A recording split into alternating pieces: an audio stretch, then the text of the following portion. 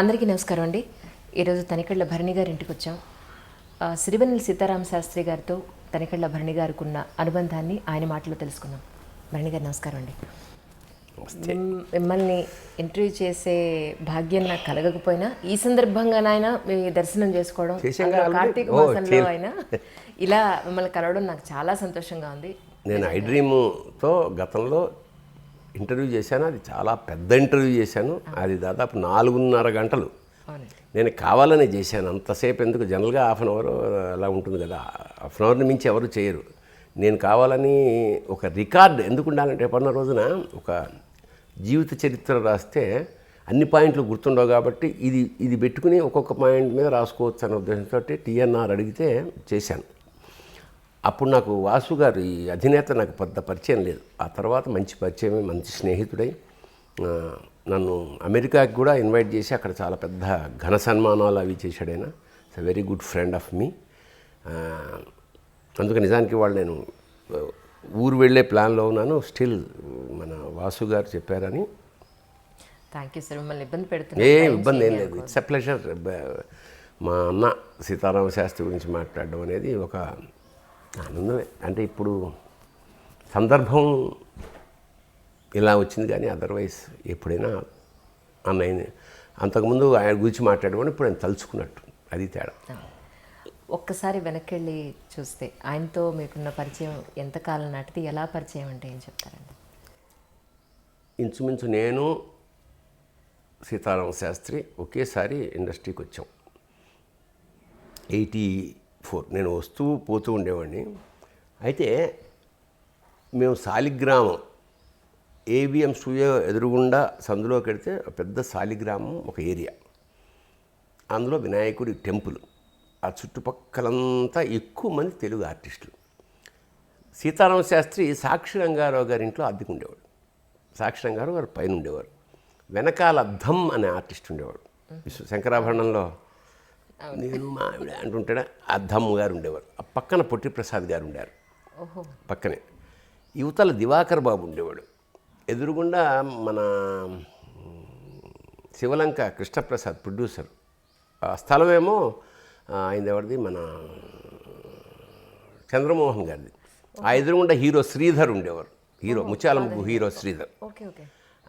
మా యువతల వినాయకుడి గుడి ఎదురుగుండా రాళ్లపల్లి గారు ఉండేవారు. రాళ్లపల్లి గారి పక్కన నేను. ఎంత గుర్తుందండి మీకు? అంటే అక్కడ అంటే ఇండస్ట్రీ నుంచి వెళ్ళిన తర్వాత ఏదన్నా ఇక్కడి నుంచి సికింద్రాబాద్ నుంచి అక్కడికి వెళ్ళిన తర్వాత మరి ఏదన్నా అవుదామనే క్రమంలో నేను మా గురువు గారి దగ్గర ఉండేవాడిని. అప్పుడు అంటే నేను యాక్చువల్గా ఇండస్ట్రీకి ఫస్ట్ వెళ్ళడమే డైరెక్ట్గా సీతారామ శాస్త్రి గారి ఇంటి పైన ఉన్నా, అప్పుడు సీతారామ శాస్త్రి ఇక్కడ ఉంటున్నాడని నాకు తెలియదు. నేను పైకి వెళ్ళి సాక్షి రంగారావు గారి ఇంట్లోనే స్నానం చేసి అక్కడి నుంచి ఏదో ప్రోగ్రాం కోసం వెళ్ళాను. వాటెవర్, నాకు అంత ఆ కాలనీ అంతా చాలా ఆత్మీయంగా ఉండేవాళ్ళం.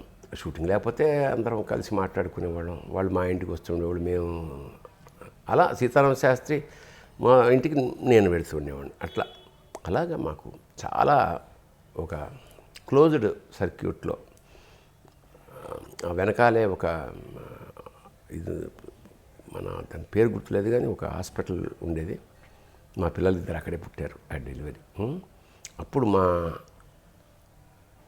అబ్బాయి తాగిన తొలి పాలు ఉంటే అవి మా పొట్టి ప్రసాద్ గారి ఆవిడ తీసుకొచ్చి ఇచ్చిందన్నమాట. అంత భయంకరమైన వర్షం అక్కడ ఆ రోజుల్లో.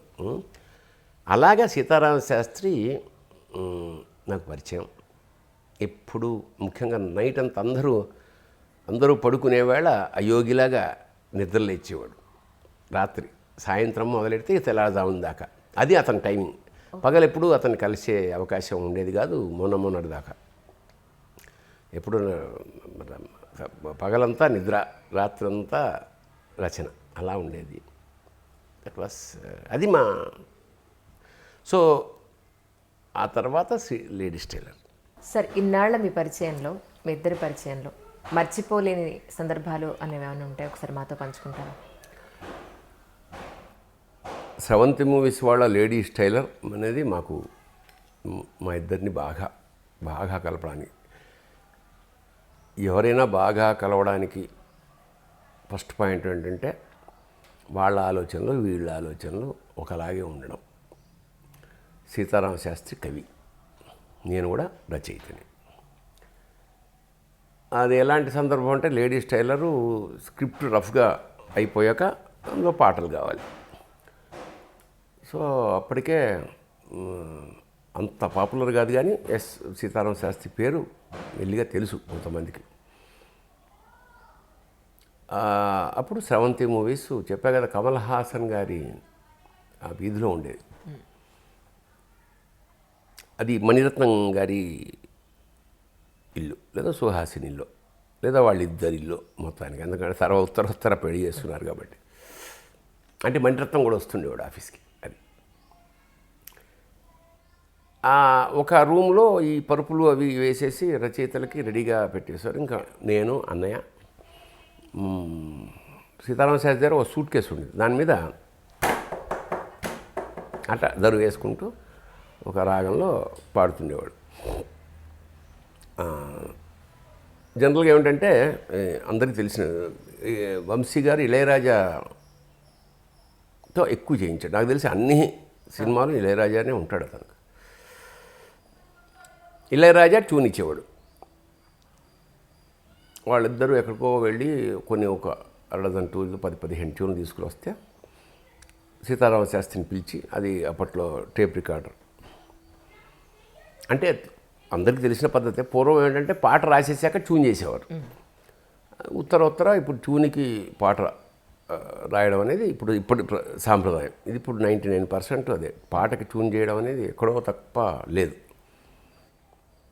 ఇప్పుడు తత్కారం అంటారు. అలా ఇస్తాడు. అంటే అప్పట్లో చాలా తమాషా అయిన విషయం ఏంటంటే ఇసై జ్ఞాని అంటారు ఇళయరాజాని. కానీ ఆయనకి శాస్త్రీయ సంగీతం రాదు, తర్వాత నేర్చుకున్నాడు ప్రాసెస్లో. బాలసుబ్రహ్మణ్యం గారు అంతే. అంటే ఇప్పుడు జానకి, సుశీల, ఘంటసాల గారు వాళ్ళలాగా శాస్త్రీయ సంగీతం నేర్చుకుని పాటల్లోకి రాలేదు. పాటలు పాడడానికి వచ్చేసిన తర్వాత అవసరాన్ని బట్టి, సరదా బట్టి, ఇష్టం బట్టి నేర్చుకున్నారు. అంచేత సంగీత విద్వాంసుడైన వాడు స్వరాలతో ఇస్తాడు. సరిగమదనెసలు లేదా సరి రి గ గ మ అట్లా ఏదో ఒక స్వరం ఇస్తాడనమాట. దీంతో రావేయాలి.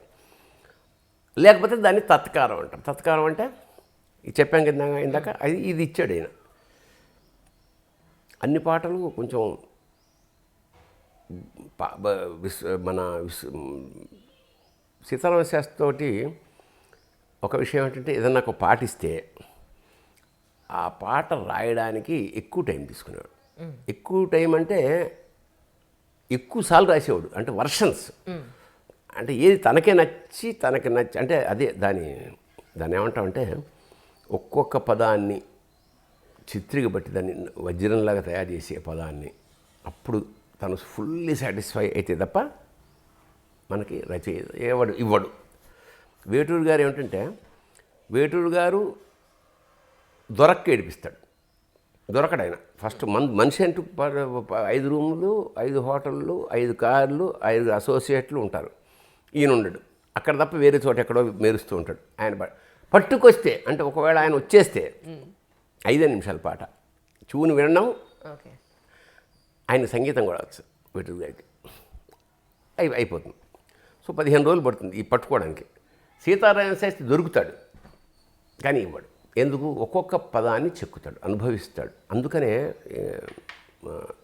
సీతారామ శాస్త్రి సాహిత్యంలో లాంగ్విటీ అంటే ఇంకా రిపేర్లు చేయడానికి ఏముండదు అక్కడ. ఒక కోహినూరు వజ్ర కిరీటం అలా రెడీ అయ్యి ఉంటుంది. అంటే అందువల్ల అది శాశ్వతత్వం ఉంటుంది. అలాగా ఆ పాట పుట్టుక నుంచి ఆ పాట రికార్డ్ అయ్యి జనంలో పాపులర్ అయ్యేదాకా నేను అతనితోటి పర్టికులర్ సినిమాకి, తర్వాత చాలా సినిమాలకి చాలా పాటలు అతను రాశాడు. కానీ మాకు ఆ సంబంధాలు ఏముండవు. ముందు పాటలు రికార్డ్ అయిపోయిన తర్వాత ఇంకా మాకు వాళ్ళతో సంబంధం ఉండదు. మా స్క్రిప్ట్ మాకు ఉంటుంది, మధ్యలో వచ్చేది రికార్డ్ చేస్తుంటారు, ఎప్పుడైనా పరిచయం అవుతుంది. కానీ స్రవంతి మూవీస్లో అట్లా కాకుండా ఆల్మోస్ట్ ఒక ఏడాది పాటు ఈ was involving in the script also. అంటే కథ చెప్తుంటే పక్కన ఉండేవాడు అనమాట. ఈ తత్కారంతో నానా బాధ పడుతున్నాడు. ఇది ముఖ్యంగా ఇది ఇప్పుడు నేను చెప్పిన తత్తర తత్తర తత్తర తత్తర తత్తర తత్తర తత్తర తత్తర తత్తరద తత్తర తత్తర తత్తర తత్తర తత్తర తత్తర తత్తర తత్తర తత్త అది ఇచ్చాడు. ఏమిట్రా నన్ను ఒరే అనేవాడు, ఎందుకంటే నేను అన్నయ్య అనేవాడిని, నన్ను ఒరే అని. ఏమిట్రా ఇది, లారింగ్స్ 2 ఉన్నాయని చెప్పి చూసావు అలాంటిది ఇచ్చేసాడు. నిన్న నువ్వు ఎక్కువ బాధపడకన్నయ్య, చక్కగా ABCDEFGHIJKLMNOP ఏడిసావు కదావా అనేవాడు. అట్లా రాసేయాలి. ఆ తర్వాత అది సంచలనాత్మకమైన పాటగా, అది కథ చెప్పే పాట, అందులో పుట్టుమచ్చం మీద పాట కదా. ఎక్కడ ఎక్కడ ఎక్కడ ఎక్కడ ఎక్కడ ఎక్కడ ఎక్కడ దాక్కున్నావే లక్కున్నది తెచ్చే చుక్క.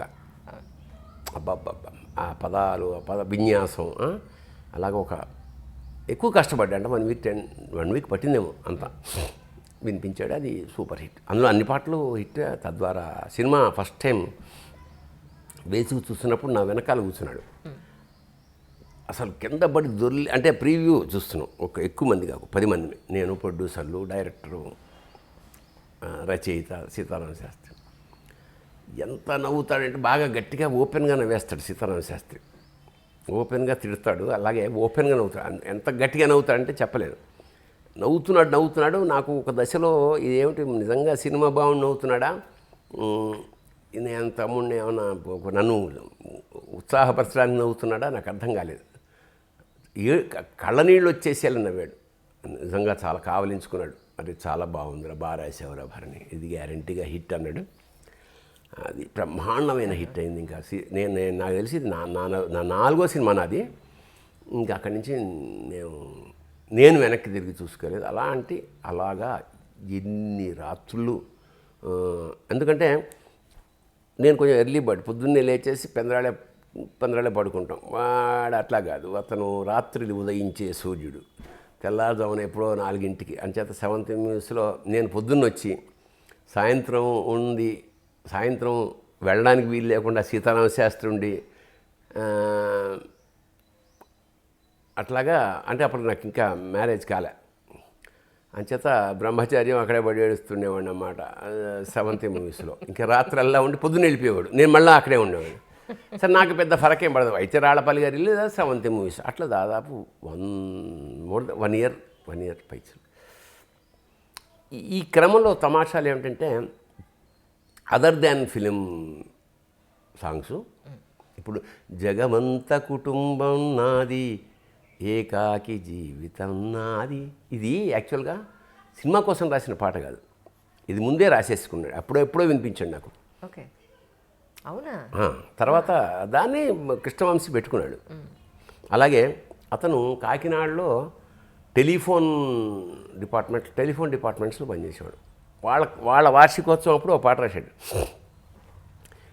ఇది టెలిఫోను యంత్రం, దూరాన్ని తీగతో కట్టిపడేసిన సమ్మోహన మంత్రం, ప్రకృతి బంధనాలను తెంచేసిన వైజ్ఞానిక తంత్రం, ఇది ఆకాశానికి జంతువులు బిగించు శృతి చేసిన యంత్రం.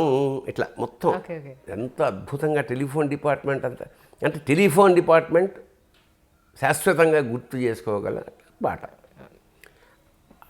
అలాగా ఒక్కొక్క పదం, ఒక్కొక్క పాట ఇది అదర్ దాన్ సినిమా. శివుడి మీద పాటలు అయితే, వాటి మీద పాటలు అయితే రాస్తుంటే నేను ఆనందించడమే కాదు, నేను 12 గంటలు 1 గంట ఆ ప్రాంతాల్లో 1 గంట దాకా. అప్పుడు నేను హైదరాబాద్లో ఉన్న మా సుందరం గారి మిస్సెస్, ఆవిడ మంచి సాహిత్య అభిలాషి, అప్పుడు వెళ్ళిపోయాడు 1 గంటకి. ఏం నాన్న చెప్పంటే, అమ్మ మీరు పాట వినాల్సిందే, ఇప్పుడే కొత్తగా రాశాడు అని, అంటే బలవంత పెడుతున్నాను, తెలిసినా కూడా ఎంజాయ్ చేస్తుంది అన్న నమ్మకం. అట్లా అప్పుడే పుట్టిన పాటలు అతను అట్లాగా ఎన్ని నిద్రలేని అద్భుతమైన రాత్రులు గడిపాం మేము. అట్లాగా సీతారామ శాస్త్రి. ఇక అవి మర్చిపోలేని అనుభూతులే అంతా. ఒకరోజు కాదు, 2 కాదు, కొన్ని ఏళ్ళు అలా లేడీస్ టైలర్ మా స్నేహాన్ని బాగా కుట్టాడు. ఇది బాగుంది, స్నేహాన్ని బాగా కుట్టాడు. రాళ్ళపల్లి గారి కాలం చేయడం మీ కళ్ళతో చూశారు, బాలసుబ్రహ్మణ్యం గారు చూశారు, అలాగే ఇప్పుడు సిరివెన్నెల సీతారామ శాస్త్రి గారు. శ్మశాన వైరాగ్యం వస్తుంది. ఎందుకంటే ఫస్ట్ ఈ ఇవి ఎట్లా అంటే నాకు దాస్ అని నమస్తే తెలంగాణ మ్యాగజైన్ నుంచి ఒక ఇంటర్వ్యూ మొన్న 30వ తారీఖు రాత్రి అతను అన్నాడు ఏదో అతను తమాషాగా ఏమన్నా అంటే సార్ ఇవాళ నా రిటైర్మెంట్ ఇవాళతో అయిపోతుంది, ఇది లాస్ట్ ఇంటర్వ్యూ, ఫోన్లో మీతో ఇస్తారా రాత్రి 7:30కి, నేను లేటుగా వచ్చి పైన వాకింగ్ చేస్తాను, తప్పకుండా చెప్పను. ఆయన అడిగిన క్వశ్చన్ అంటే ఇలాగే, ఏంటి సార్ అందరూ ఇట్లాగా చాలా పెద్ద పెద్ద వాళ్ళందరూ వెళ్ళిపోతున్నారు, గతంలో ఒక ఏడాది మా కమెడియన్స్ అందరూ 10 మంది వెళ్ళిపోయారు, అప్పుడు ఏమిట్రా ఇలాగా నేను బ్రహ్మానందం కూడా ఇలాంటి ప్రస్తావన అంటే నేను బ్రహ్మానందంతో మాట అన్నా ఏంటంటే ఒరే 5వ క్లాస్ నుంచి 5వ క్లాసు అలా చిన్న 10 క్లాసు లోపల ఒరే పెన్సిల్ పోయిందిరా, రబ్బర్ పోయిందిరా, మెండర్ పోయిందిరా, ఇది ఇలాంటి చిన్న చిన్న కంపాస్ బాక్స్ పోయింది, పుస్తకం పోయింది, ఇవి ఇలా మాట్లాడుకుంటాం. ఒక 16 ఏళ్ళ నుంచి ఒక 25 ఏళ్ళ యవ్వనంలో అదేమంటారా అది వెళ్ళిపోయింది, అదే నన్ను వదిలేసి ఇది వెళ్ళిపోయింది, వాడితో వెళ్ళిపోయింది, వీడు వెళ్ళిపోయి ఈ రిలేషన్షిప్స్. తర్వాత ఇంకా 70 ఆ ప్రాంతాల్లో అది నిన్న మాతో మాట్లాడాడు. సో ఇదేమిటంటే ఇలాగా ఇది చాలా సహజం. అప్పుడు మనం ఎదుగుతుంటాం, మన జీవన క్రమంలో మనం జరిగేయాల్సిన చాలా సహజంగా జరుగుతుంటాయి. ఇప్పుడు 650+ ఈ తర్వాత మనకు వినిపించే ఎక్కువ న్యూస్లు ఈ 10 ఏళ్ళు ఇవే ఉంటాయి చాలా సహజంగా. అంచేత ఇది ఆకురాలు కాలం అన్నమాట. అట్లాగా మా గురువు గారంటే నేను ఆఫ్కోర్స్ నేను ఇవాళ ఇలా ఉన్నానంటే ఆయనే కారణం. నేను ఇండస్ట్రీకి వెళ్ళి నాటకాల ద్వారా ఆయన పరిచయం, ఆయన కుటుంబంలో ఒక సభ్యుడిగా, ఆల్మోస్ట్ కొడుకుగా, ఎందుకంటే వాళ్ళిద్దరికి ఆయనకి 2 అమ్మాయిలే కాబట్టి నేనే కొడుకుగా అక్కడ వ్యవహరించాను. నన్ను కొడుకు కన్నా ఎక్కువగా వాళ్ళు ఆదరించారు. అట్లాగా అలా అంత ఇండస్ట్రీకి వెళ్ళకముందు నాకు నా శిరీష గారు, సుందరం వాళ్ళు, అందుకే నాకు ముగ్గురమ్మల అని రాసుకున్నాను పుస్తకంలో. నన్ను కన్న తల్లి, నన్ను ఆదరించిన శిరీష గారు, నన్ను కడుపులో పెట్టి చూసుకున్న రాజ్యలక్ష్మి గారు. ఇట్లాగా ఆయన వెళ్ళిపోయినప్పుడు ఇంకా నాకు ఆత్మబంధువు వెళ్ళిపోయిన ఫీలింగ్. ఈ బాలుగారితో నాకు అంతే అనుబంధం. ఏమిటి, అంతకుముందు ఆయన గాయకుడు, మనం హలో ఎప్పుడైనా కలవడం, మా గృహప్రవేశానికి రావడం, ఇవి స్నేహమే. But travel with him for almost 1 year. Sitarama Sastri లాగే మిథునం ట్రావెల్ చేసినప్పుడు అది ఒక అకస్మాత్తుగా ఒక శూన్యం ఆవరించిన. కాకపోతే ఏమిటంటే ఒక నెల రోజులు ఏమవుతుంది, వచ్చేస్తాడు, ఇంకా బయటకు వస్తాడు, అట్లా అయిపోయింది, ఇలా అంటున్నాడు. ఇది చాలా సడన్. సీతారామ శాస్త్రి నేను మా అబ్బాయి పెళ్లి కార్డు ఇచ్చినప్పుడు నేను మా ఆవిడ వెళ్ళాం, ఇక్కడే బాగా దగ్గరలోనే ఉంటాడు. అప్పుడప్పుడు తిట్టేవాడు, ఎరా ఎప్పుడు రావే అన్నాడు. ఏం రానయ్యా, నేను వచ్చేటప్పుడు నువ్వు పడుకుంటావు, నేను చూడాలని నేను పడుకుంటాను. అలాగా అట్లా అంచేత అలాగా అని తిట్టి ఒరే అని పిలిచేస్తాను. చాలా తక్కువ మందికి ఉంటుంది కదా ఇండస్ట్రీకి వచ్చిన తర్వాత ఎవడి పని వాడు చేసుకుంటున్న క్రమంలో. కొంతమంది ఎప్పుడో చిన్నప్పుడు మీరు సార్ బాగున్నారా సార్ మీరు అంటే నాకు ఒళ్ళు మండుతుంది. అప్పుడేమో ఒరే అని చెప్పి కొట్టుకున్న వాళ్ళం సడన్గా ఏదో సినిమా యాక్టర్ అయిపోయానని చెప్పి నువ్వు ఏమండి బాగుంటే నాకు నేను వెంటనే కరెక్షన్ చేస్తుంటా, వద్దురు అట్లా అనొద్దు, ఒరే అందం అంటే ఒరే అంటే ఏమనుకుంటారు అన్న ఫీలింగ్ వాళ్ళకు ఉంటుంది పాపం. బట్ ఒరే అనిపించుకోవడంలో ఒక అందం, ఒక సొగసు, ఒక ఆత్మీయత. ఒరే అని ఎవరిని ఎంతో క్లోజ్ అయితే అప్పుడు దేవుణ్ణి అనగలం, ఇంకెవడినన్నా ఎవడు ఊరుకోడు.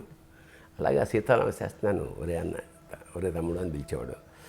అట్లాగా అలాంటి వాడు. సరే వెళ్ళాము. ఇక్కడ మనవరాలతో ఆడుకుంటున్నాడు. అప్పుడే ఆపరేషన్ అయిపోయింది. నాకు డీటెయిల్డ్గా తెలియదు కానీ ఏదో ఆపరేషన్ మనం కొన్ని చిన్న ముఖ్యంగా ఏదైనా జబ్బు చేసింది ఇలాంటివి మనం డైరెక్ట్గా అడగడం సభ్యత కాదు, అది పద్ధతి కాదు. ఇండస్ట్రీలో అసలు కుదరదు. ఇండస్ట్రీలో ఏ సీరియస్ ఇది వచ్చినా బయటికి చెప్పరు. ఎందుకు చెప్పరు అంటే, వీడికి ఇప్పుడు ఇది ప్రాబ్లం ఉంది, రేపు వాడిని పెట్టుకుంటే ప్రమాదమేమో, మనకి మధ్యలో ఆగిపోతుందేమో సినిమా అంచేత ఇది జనరల్గా ఇలాంటి బ్యాడ్ న్యూస్లు పొక్కనివ్వరు. అందువల్ల నాకు తెలియదు. అది నేను వెళ్ళాను బాగా చిన్నపిల్లలతోటి, మా మనవరాలతోటి బాగా సరదాగా. ఎప్పుడు చెప్పే కదా, గట్టిగా నవ్వుతుంటాడు. గట్టిగా ఏ మంచి జోక్ వేసినా చాలా ఎంజాయ్ చేస్తాడు. అలాగా బాగా ఎంజాయ్ చేశాడు. వాళ్ళ ఆవిడ, నేను వదినా అని పిలుస్తాను. మేము కొన్ని సందర్భాల్లో సభల్లో కలవడం, లేదా ఏదో దేవాలయాల్లో కలవడం, ఇలా బాగా కుటుంబ సభ్యుల కింద లెక్క. ఎందుకంటే వాళ్ళ పెద్దప్ప యోగి. వాడు చిన్నప్పుడు ఒకసారి, నేను యాక్చువల్గా శివతత్వాలు పాడుతుండేవాడిని. పాడుతున్నప్పుడు నాకు రెగ్యులర్గా వట్యం వేణుగారని మృదంగిస్టు, వీణాపాణి నాకు, అలాగే తంబూరా చేబిఎం శ్రీనివాసన్ అని, ఈ సుదర్శన్ గారు, వీళ్ళంతా టీం మేము. ఒకసారి తనకి ఏదో కాలుకి ఏదో ప్రాబ్లం వచ్చింది మా వేణుగారికి. నార్కట్పల్లి వేణుగోపాల ఆలయంలో నాకు అప్పుడు యోగి సీతారామ శాస్త్రి గారు పెద్ద అబ్బాయి, వాడు మృదంగిస్ట్ అనమాట. అది నాకు తెలిసి ఫోన్ చేస్తే వస్తాను బాబాయ్ అని ఉన్నాను. అలాగే మా పిల్లలందరూ పెద్ద నాన్న అనేవాళ్ళు సీతారామ శాస్త్రి, అంత చనువు అనమాట. సరే వస్తానని చెప్పి ఒక రోజు ప్రాక్టీస్ చేసి, తర్వాత మంచి, ఇప్పుడు అది వాడు మ్యూజిక్ డైరెక్టర్, 2-3 సినిమాలు చేశాడు కూడా. రెండో వాడు యాక్టర్. అట్లా కుటుంబంతో మంచి రిలేషన్షిప్ ఉంది. అందువల్ల నాకు ఆసుపత్రి వ్యవహారాలు ఊరికే చూచాయిగా తెలుసు. నేను ఇదనుకున్నా, స్టంట్ వేసారేమో, బైపాస్ అండి. స్టంట్ ఈ రోజుల్లో చాలా జలుబు చేసినంత తేలిక చేసేసారు కదా సైన్స్ డెవలప్. బట్ ఈ 1 వీక్ ఆసుపత్రిలో ఉన్నాడు. ఏదో లంగుకి ఇబ్బందిగా ఉంది, న్యూమోనియా అంటే, నేను సాయి వాళ్ళ ఫ్యామిలీ మెంబర్ వాడిని అడిగాను, ఎరా అంటే, లేదనే బాగుంది, కోలుకుంటున్నాడు. అందువల్ల మేము పెద్దగా ఇది అవ్వలేదు. సడన్గా ఏకాదశి నాడు మరణం, ద్వాదశి నాడు దహనం. అది పూర్వజన్మ. అంటే అనాయాసేన మరణం వినా దైన్యేన జీవితం అంటారు, కానీ అనాయాస మరణం కాకపోవచ్చు. బట్ అది వేటూరి గారి తర్వాత, వేటూరి గారు అంటే చాలా భక్తి, చాలా ఆదరణ, చాలా ఇష్టం.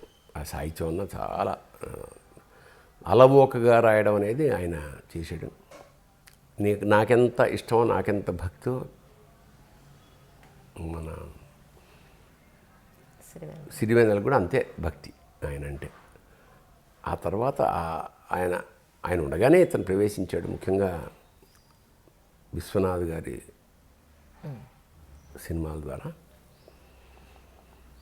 ఇంకా శివతత్వాన్ని కాచి వడపోసి సినిమాల్లో, ఎందుకంటే సినిమా మాధ్యమంలో జనరల్గా రొమాంటిక్ సాంగ్, డ్యూయట్స్ ఎక్కువ ఉంటాయి ఎవరికైనా. పాటల చేతికి ఒకటే సబ్జెక్టు, హీరో హీరోయిన్ డ్యూయట్. ఇప్పుడు బ్యాక్గ్రౌండ్ సాంగ్ ఒకటో రెండో ఉంటుంది. బట్ సీతారామ శాస్త్రి అదృష్టం ఒకటి. చాలా ఆయన రాసిన పాటల్లో మీకు బాగా ఇష్టమైన పాట అంటే ఏంటారు? కవిత కానీ పాట కానీ? నాకు సిరివెన్నెలలో పాటలన్నీ నాకు చాలా ఇష్టం. ఎందుకంటే ముఖ్యంగా ఆది భిక్షు వాడిని ఏది కోరేది, అందులో దాన్ని నిందా స్తుతి, కాసుల పురుషోత్తమ కవి నిందాస్తుతి మనకు సాంప్రదాయం ఉందన్నమాట. అదేమిటంటే దేవుణ్ణి ఎవడబ్బా సొమ్మని అని రామదాసు తిడతాడు. బాధ కలిగినప్పుడు భక్తుడు, నీవు కులుకూచు తిరిగేద ఎవడబ్బా సొమ్మని రామచంద్ర, ఎవడబ్బాబు సొమ్మురా పెట్టుకు తిరుగుతున్నావు అని ఒక భక్తుడు రాముణ్ణి అన్నాం. తర్వాత రియలైజ్ అయ్యి, అబ్బా తిట్టి తినంది ఆయాస పడబోకు రామచంద్ర, ఈ దెబ్బల కోర్వక అబ్బా తిట్టి తినయ్యా రామచంద్ర. ఇది నిందాస్తుతి లక్షణం. ఏమిటంటే బయటికి తిడుతున్నట్టు ఉంటుంది, దాని లోపల అవ్యాజమైన ప్రేమ. అంటే తల్లి ప్రేమ. తల్లి గమనించారు ఎప్పుడన్నా, రోడ్డు మీద గబుక్కుని ఇలా పరిగెడుతుంటే బండి ఆగిపోయి అంటే గొప్ప లటకం చెయ్యి లాగేస్తుంది తల్లి. లాగేసిన తర్వాత వెంటనే చెత కొడుతుంది. ఇదేంటమ్మా ఒక్కటేసి అది అది ఎంత సహజం అది. అవును తల్లి లక్షణం అది. అవును అంటే అదేమిటి అది పడిపోతుందో కింద పడుతుందని చెప్పి రెక్కబట్టి లాగేయడం ఏమిటి, లెక్కకి చచ్చేలా కొట్టడం ఏమిటంటే అదే తల్లి. ఆ కొట్టడంలో నేను గనక రాకపోతే నాకెంత అన్యాయం జరిగేది అన్న చేత తల్లి దెబ్బలు ఎప్పుడు అవి గుర్తుండి, తల్లి తప్ప ఇంకెవరికి ఉంటుంది ఎవరినైనా కొట్టే అధికారం. అలాగా దేవుడు కూడా నిందాస్తుతి అనేది ఒక సంప్రదాయం, తెలుగు సాంప్రదాయం. నాకు తెలిసి ఇంకా ప్రపంచ సాహిత్యంలో ఇంకా ఆ పద్యమే లేదు, ఈ సాంప్రదాయం అసలు లేదు. ఇలాగ నాకు కూడా అది వంటబట్టి నేను కూడా శివతత్వాలు, ఆటగదర శివ, శభాష, శంకర అంతా కూడా ఈ నిందాస్తుతి ధోరణిలోనే నడుస్తూ ఉంటుంది. అందుకని నాకు ఆది భిక్షువు వాడిని ఏది కోరేది, బూడిదిచ్చేవాడిని ఏది కోరేది అన్నాడు. బూడిది ఇవ్వడం అంటే, బూడిది అంటే ఏమిటి ఇక్కడ? విభూది. విభూది అంటే ఏమిటి? ఐశ్వర్యం. బూది అంటే ఐశ్వర్యం, విభూది అంటే మహైశ్వర్యం అన్నారు. ఏంటి? విభూతిర్భూతిరైశ్వర్యం అణిమాదికమష్టదా అణిమ మహిమాచైవ గరిమా లఘిమాతదా ప్రాప్తి ప్రాకామ్యమీశత్వం వసిస్తంత అష్టభూతయ. సో అష్టనిధులు, అష్టసిద్ధులు నవనిధులు ఇచ్చే వైభవాన్నే విభూది అంటారు. అంచేత వాడెవడు ఇస్తున్నవాడెవడు? శివుడు. తమాషా ఏమిటంటే ఇప్పుడు విష్ణువు ఉన్నాడు, ఇంకోళ్ళు ఉన్నారు, వాళ్ళంతా ఐశ్వర్యవంతులు. వాళ్ళు ఇవ్వడంలో పెద్ద ఆశ్చర్యం లేదు, ఇలా తీసి ఇచ్చేయచ్చు. వీడి దగ్గర ఏముంది? పాము. మరి ఎందుకు అంటే యతిరాజు శివుడు, విభూదే ఐశ్వర్యం. అందువల్ల ఏమిటంటే ఏమీ లేని వాడు ఇవ్వడం గొప్ప కదా. వాడి దగ్గర ఏముండదు, వాడు ఏమి ఉంచుకోడు. మనం రత్నాలు తాపడం అవే అసలు శివలింగం ఇలా ఉంటుంది. అందులో నీళ్లు తప్ప ఏమీ నిలవవు. అసలు ఏమీ ఉంచుకోనివాడు, ఏ అలంకరణ లేనివాడు, రూపరహితుడు, వాడే శివుడు. అంచేత విభూది బూడిదిచ్చేవాడిని ఏది కోరేది అంటే ఐశ్వర్యం అంతా ఇచ్చేసేవాడిని. ఇంక వాడిని నేనేం కోరమంటు, నేనేం కోరను వాడిని. అంత ఇంటర్నల్ మీనింగ్ తోటి పాట పరమ తెలుగు చలనచిత్ర పరిశ్రమకు సంబంధించి. పైగా అంత అందమైన నల్లటి తీయటి గొంతిచ్చేవు ఆ కోకిలకి, దాన్ని నల్లటి రూపం ఇచ్చేవంటే అది కాంట్రాస్టే జీవితం. అద్భుతమైన అపర సౌందర్య రాశి లాంటి అమ్మాయికి కురూపి వెధవ దొరుకుతాడు. ఉత్తమురాలైన వాడికి దుర్మార్గుడు దొరుకుతాడు. పోనీ దుర్మార్గుడికి ఉత్తమురాలు దొరుకుతాడు. ఈ కాంట్రాస్ట్ అంటే ఇద్దరు మంచివాళ్ళు, ఇద్దరు ఉన్నతులు, ఇద్దరు సంస్కారవంతులు అంటే సంసారం చేయడమే ఉంది. ఈ ఆర్ట్స్లో ప్రయాణం చేయడమే జీవితం. సంసారం అంటే ఏమిటి? ప్రపంచం. సంసారంలో సంసారం మనం చేస్తున్నది. సో ఈ భావాలన్నిటినీ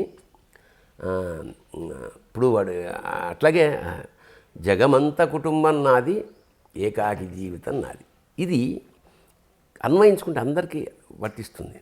చాలా చాలా ఈ ఒక్క లైనే మొత్తం ఇంకా చెప్పక్కర్లా. ఇప్పుడు మన ఫోన్ నెంబర్లు ఎన్ని ఉంటాయి? 1000 ఉంటాయి. ప్రాణావసరం వస్తే ఒక్క నెంబర్ కొట్టండి, ఏదో ఒక మిషన్ ₹1,00,000 కావాలని, అంటే నీకు స్నేహితులు ఎవరన్నా కావాలి అనుకుంటే అర్జెంటుగా ₹1,00,000 కావాలి, లేదా ప్రాణావసరం వచ్చిందని చెప్పి ఫోన్ చేయి. అప్పుడు మన టెలిఫోన్ నెంబర్ లిస్ట్ ఎంత తరుగుతుందో తెలిసిపోతుంది. జగమంత కుటుంబం నాది. నెంబర్ ఆఫ్ పీపుల్ 1,00,000 మంది తెలియడం కాదు, రక్షణకు ఒక్కడు రావాలి, నీవే తప్ప ఇతఃపరం వెరుగా. అందుకే అట్లాగా జగమంత కుటుంబం నాది, ఏకాకి జీవితం నాది. అంటే ఇందులో యోగికి ఫిలాసఫీ ఉంది. నువ్వు ఎంతమందిలో అయినా ఉండు, ఒక్కడివే ఉండు, నీలో అంతరాత్మ. ధ్యానంలో ఉండేవాడికి ప్రపంచంలో ఏం జరుగుతుందో తెలియకూడదు, వాడే యోగి. అదో ఫిలాసఫీ. సో ఈ జగమంత కుటుంబం నాది, ఏకాకి జీవితం నాది అంటే అందరూ అలాగే ఫీల్ అవుతారు. ఎందుకంటే నువ్వు ఇక్కడికి వచ్చింది ఒంటరిగా, వెళ్ళేది ఉంటారు. సీతారామ శాస్త్రి వచ్చినప్పుడు సీతారామ శాస్త్రి కాదు, అవును. సంథింగ్. వెళ్ళిపోయినప్పుడు సిరివెన్నెల, సీతారామ శాస్త్రి, మరొకటి కవి, పద్మశ్రీ, ఇవన్నీ. ఇది మధ్యలో. వెళ్ళిపోయేటప్పుడు మొలతాడు కూడా ఉండదు. అన్నీ ఇక్కడ వదిలేసి, కీర్తి ఇక్కడ వదిలేసి మళ్ళా ఒంటరిగా వెళ్ళిపోవడం. అందుకని జగమంద కుటుంబం నాది ఏకాకి జీవితం. ఎవరికైనా ఇది అన్వయం వచ్చి తీరాల్సిన విషయం. అలాగా ఏకవాక్య మహాకావ్యాలు అంటారు వీటిని.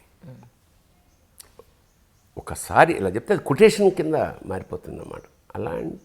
అలాంటి సాహిత్యం. ఎందుకంటే అపారమైన లైబ్రరీ, మంచి లైబ్రరీ, తెగ చదివేవాడు. Is very good at English. చాలామందికి తెలియని విషయం ఏంటంటే బ్రహ్మాండమైన ఆర్టికల్స్ రాసేవాడు ఇంగ్లీష్లో. అది చాలామంది. అలాగే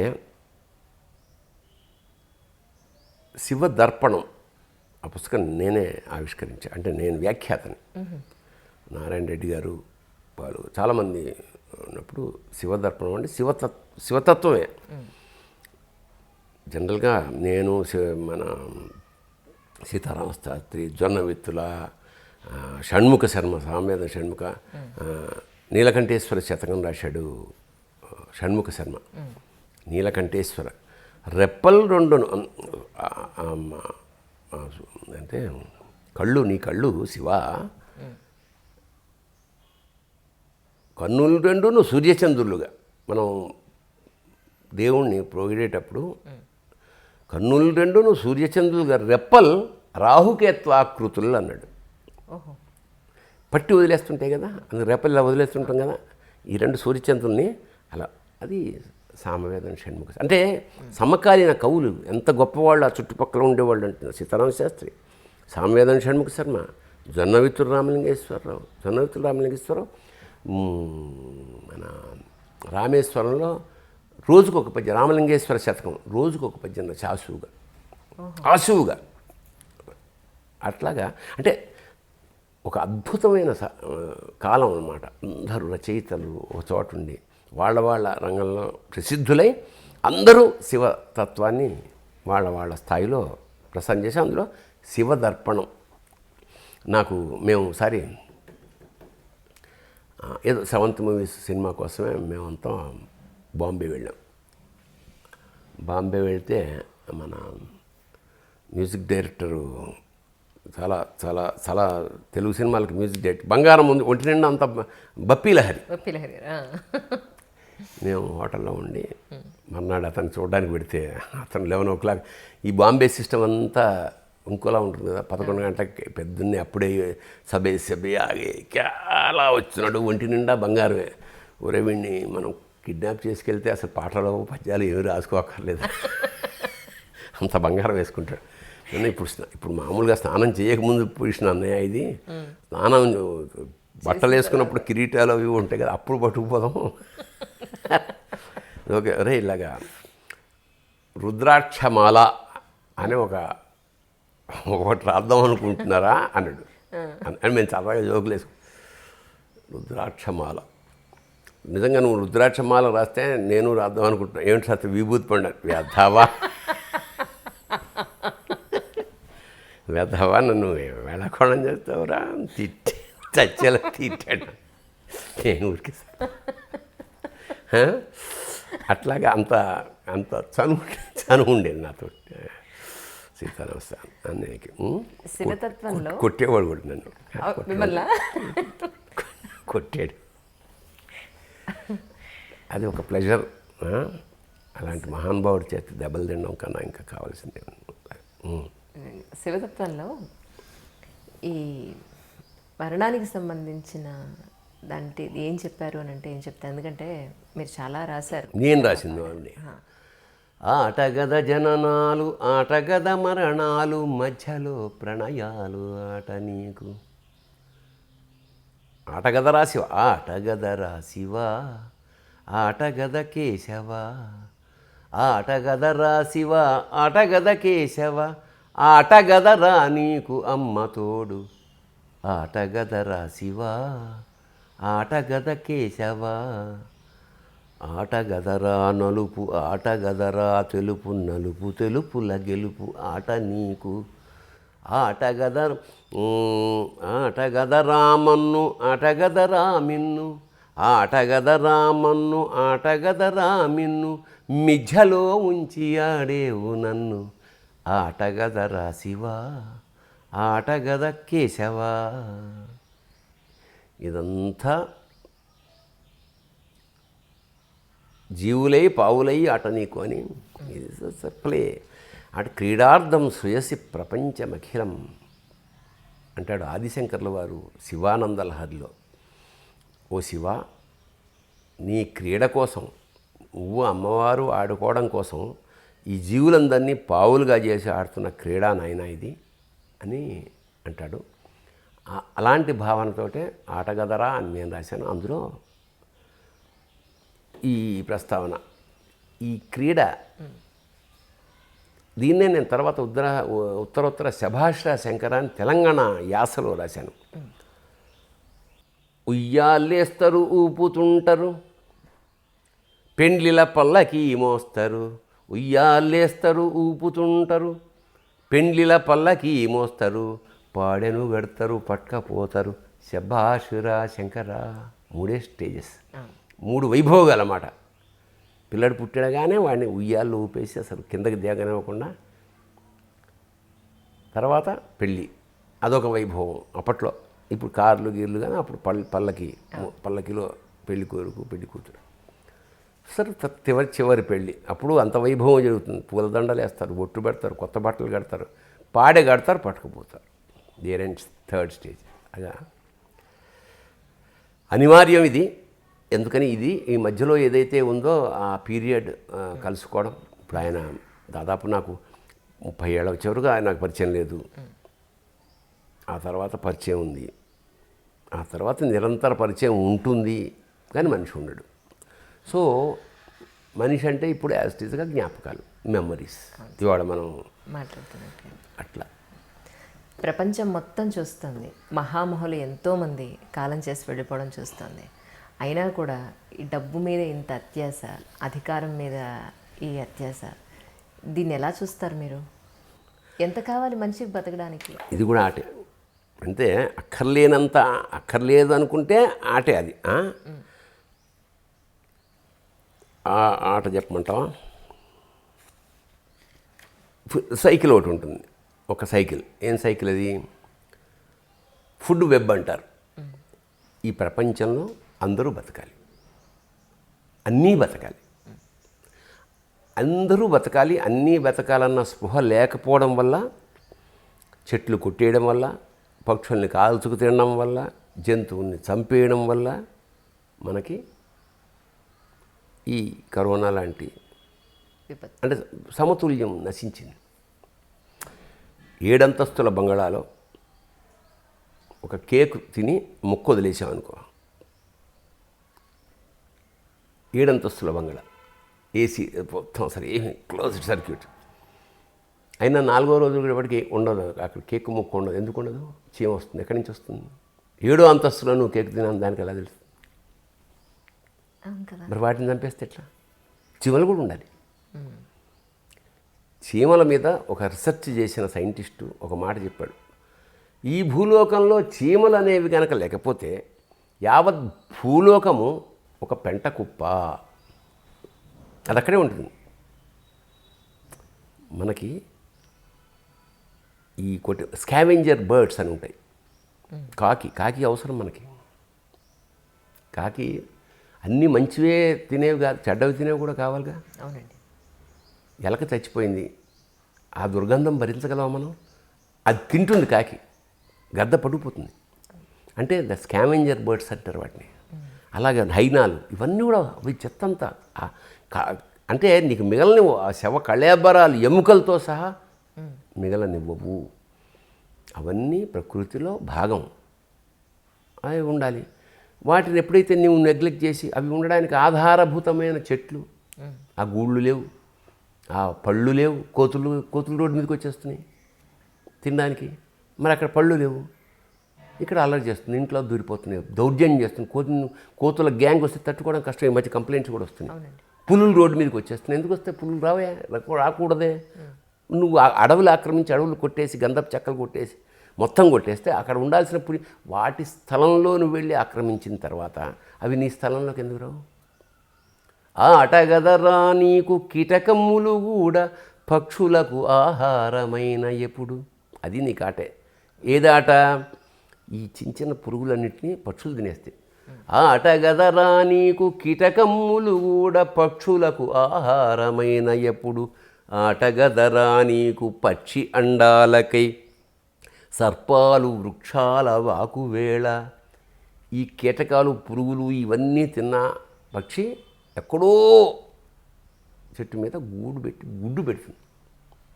ఆటగదరా నీకు పక్షి అండాలకై సర్పాలు వృక్షాల వాకువేళ. ఆ గుడ్డు తినడానికి పాము పాకుతుంది, ఎక్కువ సార్లు సక్సెస్ అవుతుంది. అందుకే 4 గుడ్లు ఉంటాయి. ఇప్పుడు పంది, మేక ఇలాంటివి ఎక్కువ సంతానం పెడుతుంది. పెద్ద పెద్ద ఏనుగు ఒకటే, పులి మ్యాక్సిమం సింహం 4, జింక ఏడాదికి ఓళ్ళన్నీ. వీటి ఆహారం అవుతుంది. అంత ఆహారం కావాలి కాబట్టి బ్యాలెన్స్ చేసుకోవడానికి ఈ సంతానం ఎక్కువ, క్రూర జంతువులకి తక్కువ, ఇట్లా కొంత లెక్క ఉంది. ఆటగదరాని అప్పుడు ఆటగదర్రా నీకు పాము పడగలేవైన గురి చూసి విసిరేటి గద్దగోరు. మళ్ళీ పాముల్ని పక్షులు తినేస్తాయి. పాము పడగలపైన గురి చూసి విసిరేటి గద్దగోరు. ఆటగదరా నీకు ఆయువుడిగిన పక్షి చచ్చిపోతుంది, నేల రాలిపోతుంది. అప్పుడేమిటి? ఆటగదరా నీకు ఆయువుడిగిన పక్షి మేనిపై వేలాది కీటకాలు. ఇది వెబ్ సైజ్. అంచేత నువ్వు అన్నట్టు ఐశ్వర్యం మనకి కొంత అంటే ఎంత కావాలో మనకి ఒక అద్భుతమైన స్టేట్మెంట్ ఉంది. మనకి డబ్బు కావాలి. అస్సలు డబ్బు లేకుండా అంటే మనం సన్యసించి జీవితంలో అన్నీ మానేయలేము. అన్ని కోరికలు తీర్చుకోవాలి. మానవ జన్మ ఎత్తినందుకు డబ్బు కావాలి. డబ్బు సంపాదించాలి. అది మితం, ధర్మబద్ధమైన డబ్బు అన్నాడు మనవాడు. ధర్మంగా నీకెంత కష్టపడితే వచ్చే డబ్బు అందులో కొంత పర్సంటేజ్ని లేని వాళ్ళకి, ఇది సంపాదించుకోలేని వాళ్ళకి, అదే ఫిజికల్లీ ఛాలెంజ్డ్, ఆరోగ్యం బాలేని వాళ్ళకి ఇది ధర్మం. అందరిది తనకే కావాలనుకునే స్వార్థంలో అదే వాడు ఎవడు పట్టుకుపోయేది ఏం లేదు. ఇక్కడ లక్షాధికారైన లవణమన్నమే కానీ బంగారు మెరుగు బంగారంబు మింగబోడు అన్నాడు. అంచేత అది రియలైజ్ అవరు. అదే చమత్కారం, అదే ఆట. ఏదో ఆ తాపత్రయం ఇంకా ఈ సంపాదనలోనే వాడి జీవితం మొత్తం అయిపోతుంది. తర్వాత శూన్యమే మిగులుతుంది. అలా మీరు నమ్ముతారా పునరపి జననం పునరపి మరణం అనేది? నాకు పెద్ద నమ్మకం లేదు. నా జీవితం నాకు సంబంధించి ఏదైనా సరే స్వర్గం అంటే స్వయంగా నిర్మించుకునేది అని నా అభిప్రాయం. నరకం ఉంటే కూడా అలాగే. మన ప్రవర్తనతోటి, మన భావాలతోటి మనం ఈ మరి అత్యంత ఉన్నతమైన ఈ జన్మ మానవ జన్మ అంటారు. ఎందుకంటే ఒక దానం మనిషి చేయగలడు, పక్షులు అవి చేయలేవు. వాడికి వాడికి ఆకలి, ఆహార, నిద్ర, భయమైదు నాదు అవి తప్ప ఇంకొక నెక్స్ట్ జనరేషన్ నువ్వు ఎవరికైనా చేయగలవు. నువ్వు పక్షులకు పెట్టగలవు, మనుషులకు పెట్టగలవు. ఇంకోటి ఒక గొప్ప సేవ చేసే అవకాశం, కొంతమంది కన్నీరు తుడిచే అవకాశం, కొంతమంది కడుపు నింపే అవకాశం, ఇంకోళ్ళ కోసం బతికే అవకాశం ఒక్క మనిషికి మాత్రమే ఉంది. ఇది ఎట్లా వచ్చిందంటే ఇప్పుడు మనం చేసిన పాపాలన్నీ చేసేసి వెంకటేశ్వర స్వామికి ఒక కిరీటం పెట్టేసిన ఒక వజ్రాలు ఉంగరం, అవి దేని డిపార్ట్మెంట్ అదే. కిరీటం పెట్టిన పుణ్యం అది వేరే అకౌంటు, దోపిడీ చేసిన అకౌంట్ అది వేరే అకౌంట్. దీనికి పడాల్సిన శిక్ష దీనికి పడాల్సింది. అది ఇందులోంచి అది ఇది చేశా కాబట్టి అది మైనస్ పీక పీసుకేసి కన్నీళ్ళు తుడిచి అంటే అది నడవదు. అది నైచలత అంచేత దేని దారి దాందే. అదే చాలామంది దానాలు చేస్తున్నాం సార్, అన్నం చేస్తున్నాం, అన్నాలు పెట్టేస్తున్నాం అంటే, అన్నాలు పెడుతున్నా అంటే నీకున్న దాంట్లోంచి పెట్టి అన్నం. ధర్మరాజు యాగం చేస్తుంటాడు, రాజసూయ మహాయాగం. ఒక ఉడత వస్తుంది, ఒక ఉడత తొండ ఏదో ఒక అనుకుందాం, ఒక ముంగిస దగదగదగా మెరిసిపోతుంటుంది. ముంగిస పై కింద భాగం అంతా, పై భాగం అలాగే ఉంటుంది. మహారాజా ఏంటండి ఇది రాజసూయాగం, ఇంత ఐశ్వర్యంగా ఇంత వేల లక్షల మందికి భోజనాలు పెడుతున్నావు, దానాలు చేస్తున్నావు కదా, ఒకసారి నేను ఆ వంటశాలలో మొత్తం తిరిగేసి ఇలా వచ్చాను, అయినా సరే నేనేం మారలేదు, చూసావా కిందంత బంగారం అయిపోయింది చూసావా. అవును ఏమిటన్నాడు అంటే, నేను అడవిలో ఉన్నప్పుడు ఒక పేద దంపతులు, పేదవాళ్ళు, తల్లి తండ్రి కొడుకు కూతురు, తల్లి తండ్రి కొడుకు కోడలు, పరమ పేదవాళ్ళు, ఇంకా ఒక చెట్టు కింద చిన్న గుడిసె లాంటిది వేసుకుని దొరికినప్పుడు తినడం, లేకపోతే పస్తూ ఉండడం. ఈ క్రమంలో వాళ్ళకు ఒక్కరోజు కొంత ఏదో బియ్యం దొరికింది. అది ఒక్కళ్ళు తినడానికి మాత్రమే వీలు, నలుగురు ఉన్నారు ఇంట్లో.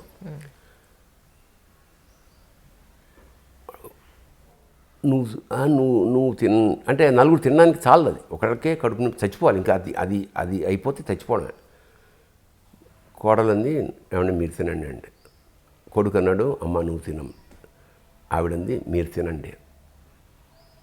త్యాగాన్ని ఆల్మోస్ట్ కళ్ళ శోష. మరో గతి మీరుంటే కుటుంబం వర్ధిల్లుతుంది, ఏదో ఆ పాపం ఇంటి పెద్ద. సరే మొత్తం వండి తింటూ ఉండగా ఇంకొక ఎవరో అతిథి వచ్చారు. అయ్యో, రెండు అని వాళ్ళకి ఇచ్చి పెట్టేసి అతిథి తినేసి ఆశీర్వదించి వెళ్ళిపోయాడు. చిన్న చిన్న రేణువులు కింద పడ్డాయి, అందరూ చచ్చిపోయారు, నలుగురు పోయారు. నేను వచ్చి ముంగిసి చెప్తాను, ఇట్లా వచ్చి ఆ చిన్న చిన్న రేణువుల పక్క నుంచి అలా పెడితే నా శరీరం అంతా బంగారం అయిపోయింది. అంటే త్యాగం తాలూకా ఎఫెక్ట్. బాబు ఇది ఇంత పుణ్యభూమి అనమాట.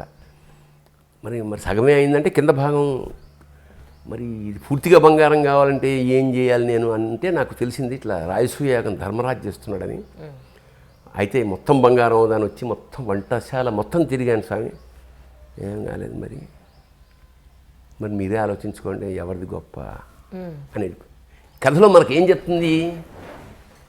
ఓకే, లేనివాడు తనకి ఉన్న దాంట్లోంచి ఇవ్వడం పరమోత్కృష్టమైన దానం. ₹1,00,00,000 ఉండి ₹15 ఇవ్వడం అది గొప్ప కాదు. ₹1,00,00,000 ఉంటే ₹1,00,00,000 ఇచ్చే మనం నీకు అవకాశం ఉన్న మేరకు హెల్ప్ చేయి. ఇంకా ఇది జరగదు. ఇది అంచేత ఎలా ఉంటుందంటే ఇంక అందుకని మనం ఆట గదరా నీకు అన్నపూర్ణ ప్రియ, ఆకలికి భిక్షాటనాట నీకు. అన్నపూర్ణ శివుడు భార్య ఎవరు? అన్నపూర్ణ. అందరికి ప్రపంచం అందరికి అన్నం పెట్టే తల్లి ఆవిడ. నువ్వేమో అడుక్కోవడమా? ఈ అడుక్కోవడం ఏం అడుక్కుంటున్నాడు వాడు? అన్నం అడుక్కోడు, భక్తిని అడుక్కుంటాడు. నువ్వు భిక్ష వేస్తే వాడు మోక్షం ఇస్తాడు. అది కథ. అంచేత ఇది నువ్వు ఎన్ని నీతులు చెప్పు, ఎన్ని కావ్యాలు రాయి, ఎన్ని సినిమాలు తీ, మనుషులు మారిపోవాలి, దేశభక్తి రావాలి, ఇలా దానాలు చేయాలి, అది స్వతహాగా దాతృత్వం, ప్రియవక్తృత్వం, ధీరత్వం, ఉచితజ్ఞత అభ్యాసేన నలభ్యంతే చత్వారి సహజోగుణ అన్నారు. దాతృత్వం ఎవరికన్నా ఇవ్వాలనే లక్షణం ఉందే అది సహజంగా రావాలి. ప్రియవక్తృత్వం చక్కగా మాట్లాడగలగడం అది సహజంగా రావాలి. ధీరత్వం, సాహసం, దేశాన్ని కాపాడే సైనికులు ఎవరైతే ఉన్నారో మనం ఎంతసేపు మన కొడుకుని ఆ మిలిటరీలోకి పంపం, పక్కవాడు వెళ్తే ఎంత గొప్పవాళ్ళండి వాళ్ళు అంటారు. అట్లా ఊళ్ళో వాళ్ళ పిల్లల్ని ఎంత మెచ్చుకుని మనవాడు నాన్న జాగ్రత్త ఇక్కడ రన్నింగ్ బస్ ఎక్క కింద ఆడిపోతూ ఉంటాం అంచేత ధీరత్వం ఇవన్నీ సహజంగా వచ్చే లక్షణాలు. అలాగే దానిలో కవిత్వం కూడా, అది కూడా మా అన్న సీతారామ శాస్త్రికి సహజంగా అబ్బింది కాబట్టి ఆ వెన్నెలలు ఎప్పటికీ ఆరిపోవు. చాలా సంతోషం సార్, నిజంగా చాలా మంచి విషయాలు చెప్పారు. కానీ మీరు జర్నీ ఉందన్నారు కాబట్టి మిమ్మల్ని ఇంక నేను ఇబ్బంది పెట్టట్లేదు, లేకపోతే ఇంకొక ప్రశ్న అడుగుదాం అనుకున్నాను. అడిగాయి. ఇప్పుడు మీరు ఇందాక అన్నారు ఈ లిస్టు ఈ లిస్టే, ఈ లిస్ట్ ఈ లిస్టే అని. అలాంటప్పుడు మరి ఏ లిస్ట్ ఎక్కువ ఉందో చూసుకుని దాన్ని అనుభవించడానికి మళ్ళీ ఇంకో జన్మ లేదంటారు ఎందుకు? మీరు దాన్ని ఎందుకు నమ్మరు? నేనేమంటున్నానంటే నీకు అన్నీ ఇక్కడే జరిగి పూర్వం అయితే ఇంకా వీడిని కొంచెం ఈయన రిజర్వ్లో పెట్టి నెక్స్ట్ జన్మకి ఏదో కన్ను పోకూడదాం కాలు ఇప్పుడు చూస్తున్నావు కదా నువ్వు చేస్తున్న దానికి ఇప్పుడే స్పాట్లో పేమెంట్ అయిపోతుందిగా.